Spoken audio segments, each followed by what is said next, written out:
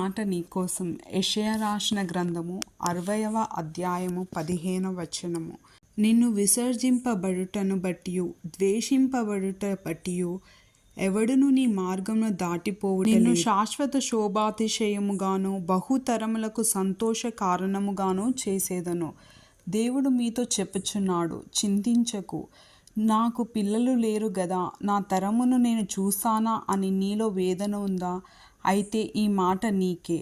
తాత్కాలిక సంతోషం కాదు, దేవుడు నిన్ను శాశ్వత సంతోషముతోనూ నిన్ను బట్టి బహుతరంలో సంతోషించున్నట్లు నీ పిల్లలను నిన్ను బహుగా దీవిస్తాడు. ఆయన ప్రణాళిక నీ పట్ల నెరవేరుస్తాడు. మనుషులు నిన్ను నిందిస్తున్నారా, ద్వేషిస్తున్నారా? మనుషులను చూడకు, ఆకాశమందున్న దేవుని చూడు.